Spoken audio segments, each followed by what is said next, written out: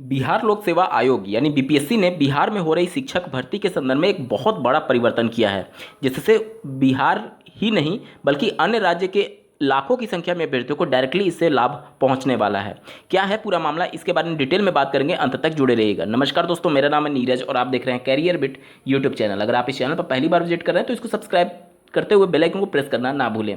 Screen पर आप देख पा रहे होंगे शुद्धि पत्र आवश्यक सूचना। अब क्या कुछ परिवर्तन किया गया है इसके बारे में एक बार बात कर लेते हैं। देखिए, एग्जामिनेशन पैटर्न जो है उसमें कोई भी बदलाव नहीं है। जो जिस डेट में परीक्षा होने वाली थी वही डेट में परीक्षा होगी। अगर आप उर्दू और बांग्ला में से किसी एक विषय के तौर पर शिक्षक बनना चाहते हैं तो आपको जो यहाँ पर आहर्ता वाली परीक्षा उसमें उसमें उर्दू और बांग्ला को सेलेक्ट करना होगा। ठीक है, ये सब कुछ आप जानते हैं पहले से। और यहाँ पर किस प्रकार से आपको एडमिट कार्ड डाउनलोड करना है, ये सब कुछ बातें मेंशन की गई। ये महत्वपूर्ण नहीं है, महत्वपूर्ण है यहाँ पर छठवां वाला पॉइंट। ध्यान से पढ़िएगा क्या लिखा गया है। उक्त विज्ञापन की कंडिका 6 चयन प्रक्रिया 1 लिखित परीक्षा के विभिन्न कोटि के उम्मीदवारों के लिए आहर्तांक के संबंध में उल्लेखित किया गया है कि कार्मिक एवं प्रशासनिक, यहाँ पर ये कितना क्वालिफाइंग मार्क्स है, जो ऑफिशियल डिटेल नोटिफिकेशन था उसमें ये मेंशन किया गया था कि जो सामान्य यानी कि अनरिजर्व के कैटेगरी के अभ्यर्थी हैं उनका 40% क्वालिफाइंग मार्क्स होगा। जो मेन पेपर है प्राइमरी, इसके अलावा एसटीटी के आधार पर होने वाली माध्यमिक और उच्च माध्यमिक सबको मिलाकर के जो मेन पेपर है उसमें 40% क्वालिफाइंग मार्क्स है अनरिजर्व के लिए। इसके बाद से पिछड़ा वर्ग यानी ओबीसी की बात करें तो 36.5%, अत्यंत पिछड़ा वर्ग की बात करें तो 34%, अनुसूचित जाति और अनुसूचित जनजाति महिलाओं और निःशक्त दिव्यांग अभ्यर्थियों के लिए 32% न्यूनतम आहर्तांक प्राप्त करना अनिवार्य होगा, अन्यथा वे परीक्षा से बाहर हो जाएंगे। के साथ निम्नलिखित संशोधन। अब यहां पर देखिए, ये पहले से ये तय कर दिया गया था लेकिन अब इसमें संशोधन ये कर दिया गया है, ध्यान से पढ़िएगा।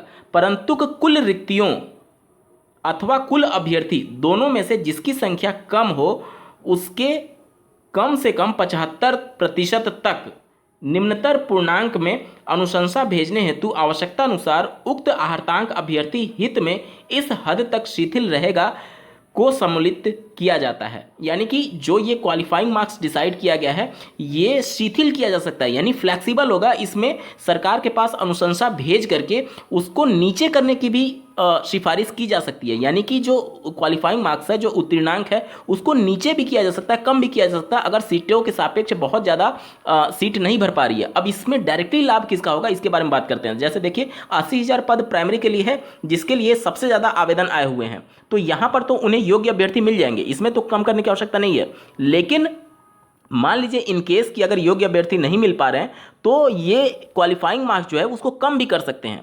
इसमें डायरेक्टली फायदा उन अभ्यर्थियों को होगा जो कि एसटीटी पेपर 1 और पेपर 2 के आधार पर माध्यमिक और उच्च माध्यमिक शिक्षक भर्ती में सम्मिलित हो रहे हैं, क्योंकि वहां पर जितने पोस्ट हैं उतने भी आवेदन नहीं आए हुए हैं कई सब्जेक्ट को मिला करके। तो वहां पर डायरेक्टली अगर अभ्यर्थी क्वालिफाइंग मार्क्स से कम भी रहता है, लेकिन अगर छात्रों के हित में इस प्रकार से अब करेक्शन कर दिया गया तो उत्तीर्णांकों को कम करके उनको शिक्षक बनाया जा सकेगा। तो ये डायरेक्टली फायदा होगा उन अभ्यर्थियों के लिए जो कि एस टेट के आधार पर माध्यमिक और उच्च माध्यमिक की शिक्षक भर्ती प्रक्रिया में सम्मिलित हो रहे हैं, क्योंकि क्वालिफाइंग मार्क्स को शिथिल किया जा सकता है, उसको कम किया जा सकता है और उसके आधार पर अभ्यर्थियों को नियुक्ति दी जा सकती है। तो बहुत बड़ा चेंज किया गया है और डायरेक्टली इससे अभ्यर्थियों को लाभ पहुंचने वाला है। ठीक है, यहां पर आप पूरा ये देख सकते हैं। इसके बाद बारे में थोड़ा सा और जान लेते हैं। ये तो मेन चेंज हो गया। अब क्या क्या परीक्षा में क्या कुछ कैसे होना है इसके बारे में एक एक करके बात कर लेते हैं। देखिए, 24 तारीख से परीक्षाएं प्रारंभ हो रही है। 24 तारीख में 2 पाली में परीक्षा होगी। पहली पाली 10 से 12 बजे के बीच में होगी, जिसमें कक्षा 1 के लिए जो मेन पेपर है, सामान्य अध्ययन का पेपर, वो मेल कैंडिडेट और महिला को छोड़कर के जितने भी कैंडिडेट हैं सब का प्रथम पाली में परीक्षा होगा 24 अगस्त को 10 से 12 बजे के बीच में। ठीक है, और द्वितीय पाली में महिलाओं का परीक्षा होगा 3:30 बजे से 5:30 बजे के बीच में। ठीक है, और 25 तारीख को भाषा आहर्ता, इसमें सभी लोग सम्मिलित होंगे, चाहे वह माध्यमिक स्तर के परीक्षा के लिए पात्र हैं या फिर उच्च माध्यमिक के लिए या फिर प्राइमरी, तीनों के लिए जो लैंग्वेज का जो आहर्ता वाला पेपर है वह एक ही दिन में आयोजित कराया जाएगा 25 तारीख को। 25 तारीख को जो महिलाओं को छोड़ करके सभी अभ्यर्थी प्रथम पाली में 10 से 12 बजे सम्मिलित होंगे और द्वितीय पाली में महिला केवल सम्मिलित होंगी आहर्ता वाले पेपर में 25 तारीख को 3:30 बजे से 5 बजे तक। और 26 तारीख को सामान्य अध्ययन एवं विषय 9 से 10 तक के सभी अभ्यर्थियों के लिए परीक्षा का आयोजन किया जाएगा सब्जेक्ट वाइज, और 11 और 12 के लिए द्वितीय पाली में समान अध्ययन एवं विषय से संबंधित अभ्यर्थियों के लिए 26 तारीख को ही परीक्षा का आयोजन किया जाएगा। यहाँ तक क्लियर हो गया।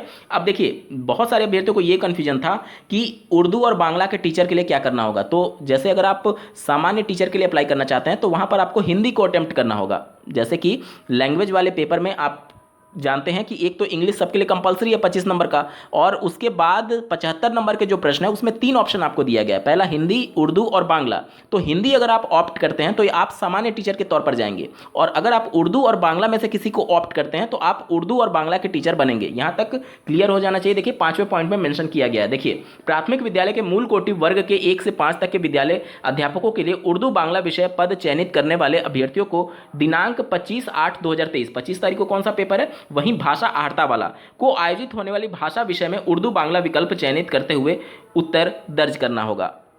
ठीक है, चलिए यहाँ तक क्लियर हो गया। उसके बाद से देखिए 10 तारीख से आपका प्रवेश पत्र डाउनलोड होगा। प्रवेश पत्र डाउनलोड करने में आपको पहले एक अपना पासपोर्ट साइज फोटो अपलोड करना होगा जो कि 25 KB से कम होगा। ठीक है, आप अपने डैशबोर्ड में लॉगिन होने के बाद से ये अपलोड करेंगे, और अपलोड करने के बाद से आपका ई एडमिट कार्ड अभ्यर्थियों को परीक्षा केंद्र कोड के रूप में दर्ज होगा, आवंटित परीक्षा केंद्र कोड के रूप में दर्ज होगा, जिला का नाम अंकित रहेगा। ठीक है, आगे देखिए सभी अभ्यर्थी प्रति पाली प्रवेश की एक अतिरिक्त प्रति अपने साथ परीक्षा केंद्र ले जाना सुनिश्चित होगा। यानी 2 एडमिट कार्ड आपको लेकर के जाना है, जिसमें एक एडमिट कार्ड पर आप अपना सिग्नेचर करके जो एग्जामिनेशन हॉल में जो इन्विजिलेटर होते हैं, जिसे वीक्षक कहा जाता है, के समक्ष हस्ताक्षर करके उन्हें सुपुर्द करना सुनिश्चित करें। यानी उनको हैंड ओवर आपको कर देना है एक पर सिग्नेचर करके। ठीक है, इसके बाद से देखिए परीक्षा केंद्र कोड के संबंध में विस्तृत जानकारी 21 अगस्त से उपलब्ध कराई जाएगी। ठीक है, चौथे पॉइंट में देखिए 10 अगस्त 2023 से परीक्षा के 4 दिन पूर्व तक अर्थात दिनांक 20 अगस्त 2023 तक प्रवेश पत्र निश्चित रूप से डाउनलोड कर लें। ठीक है, इसके बाद हो सकता है प्रॉब्लम होने लगे, आप 20 अगस्त तक आवश्यक रूप से डाउनलोड कर लीजिएगा। यहाँ पर यह बताया गया कि परीक्षा केंद्र पर परीक्षा शुरू होने से 1 घंटा पहले आपको आवश्यक तौर पर पहुँच जाना है। 1 घंटा जब बचा रहेगा परीक्षा शुरू होने से, उस समय मेन गेट बंद कर दिया जाएगा और उसके बाद आपको किसी भी प्रकार की एंट्री नहीं दी जाएगी। साफ शब्दों में लिखा गया है कि प्रवेश की अनुमति नहीं दी जाएगी। तो आप 1 घंटा छोड़िए, आप 2-3 घंटा पहले जरूर पहुंच जाइएगा, इसलिए क्योंकि बहुत सारे लोग लास्ट टाइम में छोटी सी गलती की वजह से उनका पूरा भविष्य बर्बाद हो जाता है। क्योंकि ये भर्ती अगर हाथ से निकली तो मान करके चलिए आने वाले 4 से 5 साल बाद ही भर्ती आएगी। तो ऐसा कोई भी लापरवाही मत बरतिएगा। हो सकता है ट्रैफिक की वजह से आप लेट हो जाए, इसलिए 2-3 घंटा पहले पहुंच जाइए, वो चलेगा। वहां जाकर के बैठिए, सोइए, जो भी करना है करिए, लेकिन आप लेट बिल्कुल भी मत होइएगा। ऐसे बार बार देखा गया है सीटेट की परीक्षा में या फिर अन्य परीक्षाओं में कि अभ्यर्थियों की 1 मिनट लेट होने की वजह से उनके पूरे भविष्य पर ही एक सवाल चिन्ह लग जाता है। तो इस प्रकार की गलती कभी मत करिएगा। बिहार की ट्रैफिक को आप लोग जानते हैं, समय से पहले जरूर पहुंच जाइएगा। 1-2 घंटा, 3 घंटा, 4 घंटा आप पहले जाकर के वहां बैठ लीजिए, वो चलेगा, लेकिन लेट बिल्कुल भी मत करिएगा। 1 घंटे पहले आपका गेट बंद हो जाएगा। ठीक है, यहां पर आप देख लीजिए परीक्षा अवधि की समाप्ति के पश्चात यूज्ड OMR सीट को सील बंद कराने के लिए के पश्चात ही परीक्षा केंद्र आप छोड़ सकते हैं। ठीक है, और 6वां पॉइंट तो मैंने आपको बता ही दिया, जो कि मिनिमम जो क्वालिफाइंग मार्क्स है उसमें करेक्शन किया जा सकता है भविष्य में जाकर के। अगर इन्हें पद नहीं भर रहे हैं तो ये क्वालिफाइंग मार्क्स को नीचे भी कर सकते हैं। साफ शब्दों में ये मेंशन किया गया। ठीक है, चलिए इसके बाद से 30 मई 2023 को जो प्रकाशित हुआ था विज्ञापन, इसमें ये करेक्शन एक्सेप्ट कर लिया जाएगा और बाकी जो कंडीशंस थी वो यथावत रहेंगी, यानी पहले की तरह ही रहेंगी। तो अब तक का सबसे बड़ा बदलाव किया गया है, जो क्वालिफाइंग मार्क्स है इसमें परिवर्तन किया जा सकता है भविष्य में। अगर इनके पास सीटें नहीं भरती हैं तो उसको देखते हुए ये उसमें करेक्शन कर सकते हैं। हालांकि क्वालिफाइंग मार्क्स पहले से ही बहुत कम है, क्योंकि उससे संदर्भ में अगर आप उत्तर प्रदेश में देखेंगे तो 60-65 क्वालिफाइंग मार्क्स है, लेकिन दोनों में बहुत अंतर है। उत्तर प्रदेश में केवल एक ही परीक्षा होता है जो इनका भाषा वाला पेपर है। अगर ये चाहते हैं तो उसमें ही इनको इंक्लूड कर सकते थे, उसमें ही इंक्लूड करके और उसी को 3 घंटे का पेपर कर देते। अलग अलग 2 पेपर लेने का कोई मतलब ही नहीं बनता है। वैसे भी इससे अभ्यर्थियों को ही एक तरीके से परेशानियों का सामना करना पड़ रहा है, क्योंकि 2 दिन परीक्षा हो रही है। उत्तर प्रदेश की तरह अगर आप देखेंगे तो उत्तर प्रदेश में 14 सब्जेक्ट हैं सुपर टेट की परीक्षा में, और सभी का नंबर डिसाइड है, सभी का एक वेल डिफाइंड सिलेबस है और उसने ही अंक के प्रश्न उससे पूछे जाते हैं। तो ये सब चीज़ें निश्चित तौर पर बीपीएससी को भी करना चाहिए था कि एक ही दिन में परीक्षा क्यों ना उसके 70-80 प्रश्न, 100 प्रश्न उसको जोड़ करके करके 1 घंटा समय बढ़ा लेता, एक ही दिन में पेपर करा लेता। हालांकि खैर छोड़िए, जो हो रहा है सो हो रहा है, कम से कम भर्ती तो आई बिहार में।